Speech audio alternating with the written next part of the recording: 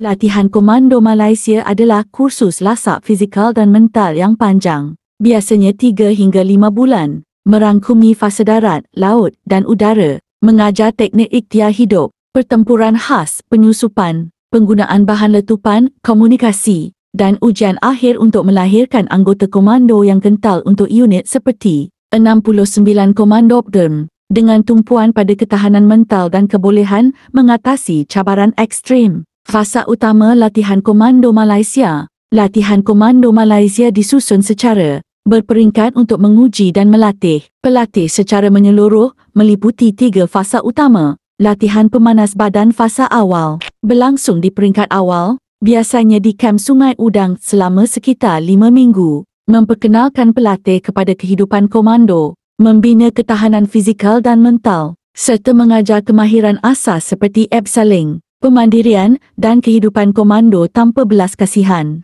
Sebab dalam latihan komando ni tu keluarga memang tak bagi, takut risiko.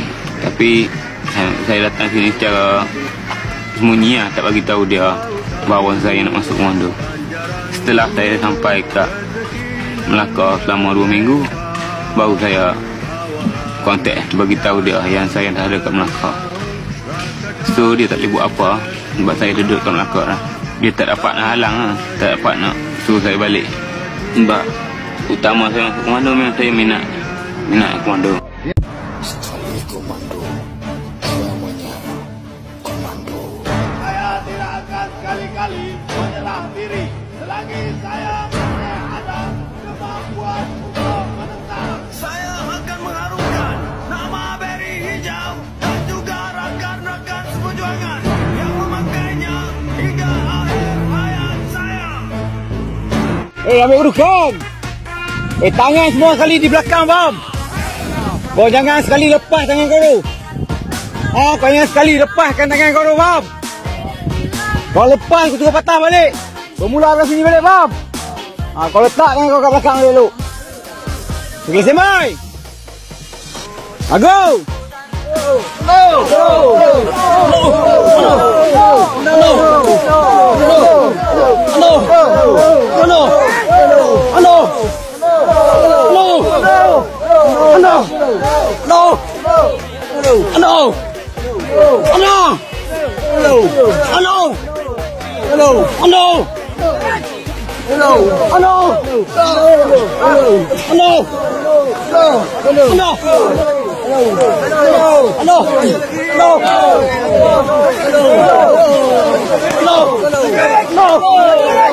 Latihan laut fasa laut melibatkan latihan di air, termasuk berenang dasar laut, teknik menahan nafas drone proofing, dan kemahiran asas maritim. Yang bodoh dibintakan, terbaik jadi pilihan. Mari kemari, bikin hati sendiri. Kami yang pilih kerjaya ini, kerjaya komando. Bukannya mudah, hati kau tabah, pasti kau berjaya, tinggal ibu dan ayah. Hati kami tak rela, namun apakan daya. Latihan udara perjalanan fasa udara dan operasi. Pelatih diajar teknik penyusupan khas, komunikasi, penggunaan bahan letupan, memasang jerangkap sama, mematikan letupan, serta pertempuran dalam pelbagai situasi. Komando latihan pertempuran, di sini para rega dilahirkan dengan jiwa satria, infanteri namanya, serta marga pedoman kita. Gunung dan rawa laut di tempat itulah sahabat kita. Semangat membara, tak kenal menyerah, tidak mau selalu siap sedia.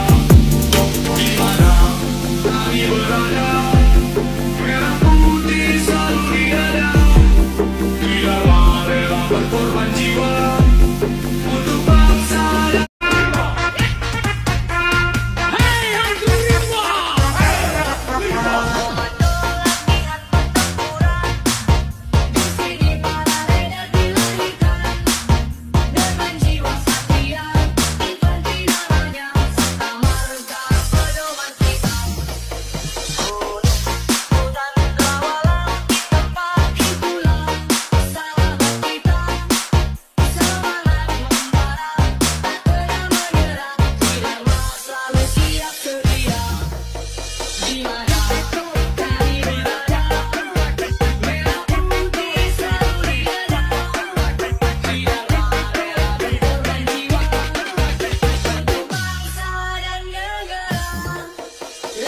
berjalan jauh sejauh 160 km selama 3 hari 2 malam merupakan latihan yang paling tough bagi saya.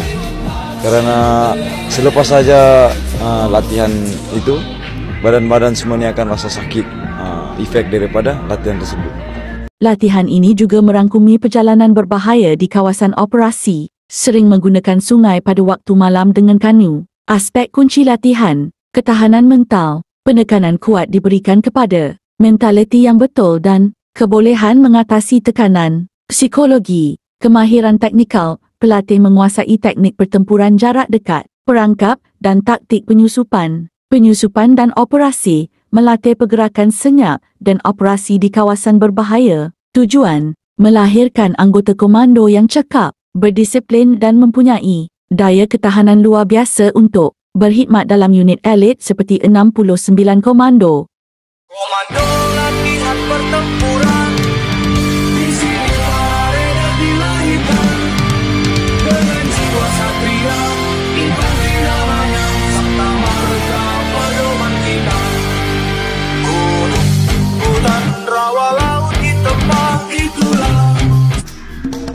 Komando aja dia dapat tak macam ni. Kalau kakak lain tak dapat, aku dapat macam ni. Kira lain dari lain lah. Malu. Ini kira untuk dia merasa macam mana sekiranya berlaku perkara macam ni, inilah dia akan rasa. Kiranya dalam peperangan sebenar, dia orang mungkin bukan makan macam ni lah. Mungkin dia orang akan lebih teruk lagi lah. The recruits are released just before the high tide reaches its peak. The swamp phase is finally over. Recruits are headed back to base camp in Malacca, where they will face the moment of truth. Who made it to the final stage of the course, and who didn't? Jadi, banyak anggota yang telah dipanggil nanti keluar ke bagi hadapan. Di hadapan ini termasuk 02.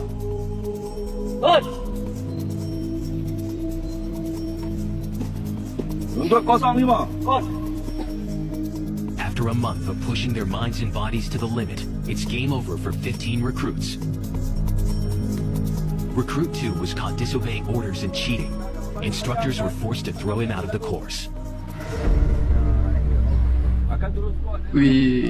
Komando saya sawut kalau tak tertangkap tak salah, kalau tangkap pun salah.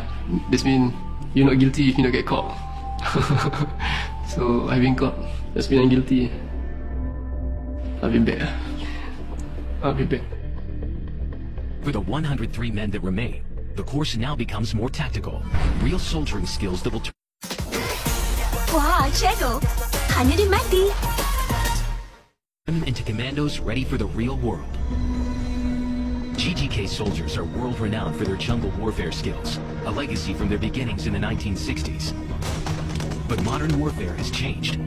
Today's GGK commandos have to respond to new global threats that bring them into an urban environment. Before that, more toward the counterinsurgency. Now it's more toward the urban operation, or you can call it conventional warfare. The rise of terrorism post 9/11 has required a change in tactics. Secara tidak sedarnya, seorang anggota Gerahas ni kita hantar ke Suku tu, dia sudah ada guerrilla warfare tu punya konsep tu ada pada diri dia. Cuma dia perlu suitkan sama keadaan-keadaan dia. Kalau kita cakap tentang guerrilla warfare ni dia mana-mana boleh pergi. The recruits that make it through the selection course will go on to specialize in airborne, land, or amphibious operations. They'll train in the new facilities built to equip Malaysia's commandos for the 21st century, including the Killing House. Killing House ni lebih kepada menyelamat tebusan, menculik, membebaskan tawanan ataupun membebaskan orang kenamaan. Macam dia nak masuk bilik, macam mana apabila dia jumpa selekor, dia nak mengambil selekor, macam mana dia tidak mau bertembak dengan kawan dia, macam mana kita ada control center, communication punya control. Hostage rescue requires another specialization, snipers stationed in the outside perimeter. So dikawal, sniper dikawal dan diambil untuk maklumat-maklumat terbaru dan terkini di dalam kawasan dia punya aktiviti-aktiviti musuh. So semasa tim penggempur masuk di kawasan stronghold, sniper untuk memberi perlindungan kepada tim penggempur dan membunuh dia punya teroris yang berada di kawasan koridor ataupun di kawasan sentri musuh.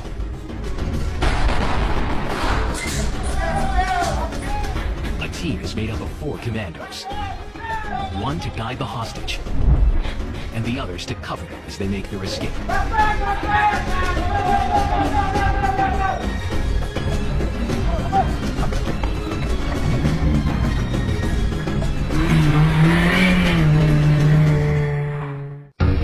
Back at the selection course, the number of recruits vying for a spot on Malaysia's elite commando force has dropped from 180 to 103.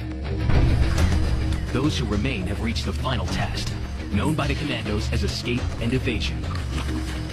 It's a culmination of everything they have learned in the course. Their mission, to destroy a heavily guarded communication tower and escape from the enemy back to friendly camp 180 kilometers away. The enemy are experienced GGK commandos. If they catch the recruits, they will be ruthless.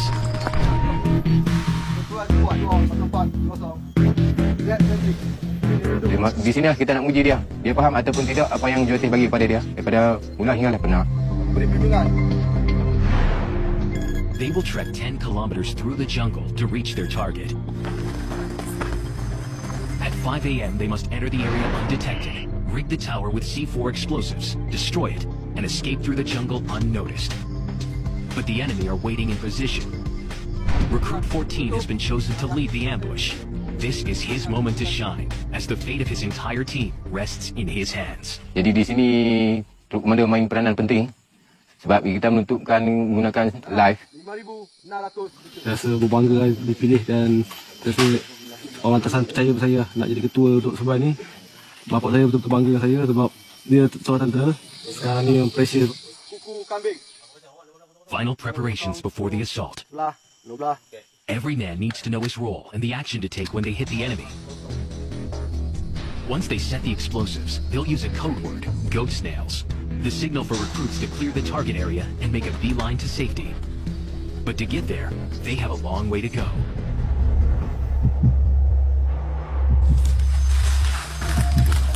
A.m. and the recruits have been trekking 6 hours to their target. Saya bimbang saya punya pergerakan ni ketemu musuh. Bila ketemu musuh, mana kan saya gagal. Kalau saya tak dapat dari hijau ni, maknanya hidup saya gagal. Jadi saya jadi askar biasa. Tak jadi seorang daripada pasukan elit. Pasukan elit Angkatan Tentera Malaysia. Saya payah nak jangan kakak dengan musuh aku. Recruit 14 also has to make sure his troops stay awake. They've been on the move for hours, and they're running on empty. Masuk tenaga. Untuk sana malam ini, semua bergantung pada tenaga yang masih ada. Laki-laki tenaga, tapi dalam keadaan terdesak ni, komando dia akan mengeluarkan tenaga luar jangkaan. Jadi, sebuan 7 orang. Under pressure, a commando needs to be able to dig deep to stay on full alert. At 4:45 a.m., the assault team reaches their target. They prepare the attack and the explosives. Di sini dia akan perhatikan gerak-geri musuh. Okey, apa musuh akan buat? Itu dia perhati betul-betul lah. Ambil kedudukan. 5 a.m., strike time. They begin to approach their target. Cuma di situ kita ada dengar sedikit bunyi lah, bunyi ranting dipatahkan. Okey, ranting dipatahkan. Hanya sedikit saja bising.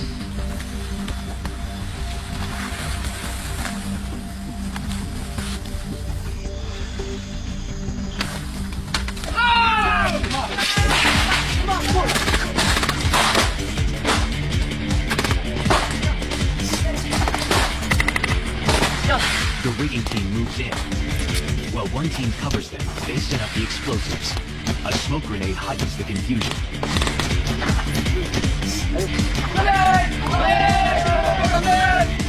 Flares are a signal for help by the enemy. The recruits make their exit.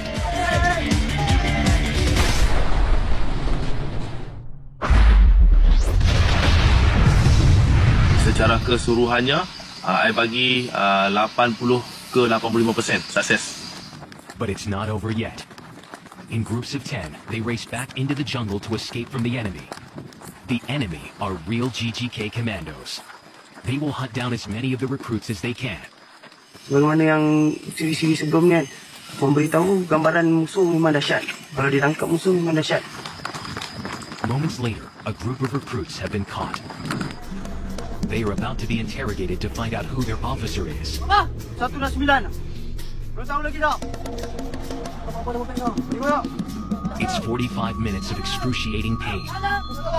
A brutal reminder of what they could face in the real world. Sebagai mana yang ada dalam sumpah prajurit komando dan juga sumpah Angkatan Tentera Daratan, menyimpan rahsia negara dengan seketatnya. Their heads are shaped as a mark of capture. They are then released. Terima kasih kerana menonton. Sila subscribe Jejak Minfo agar kami dapat terus berkarya dan menyampaikan maklumat yang berkualiti secara berterusan.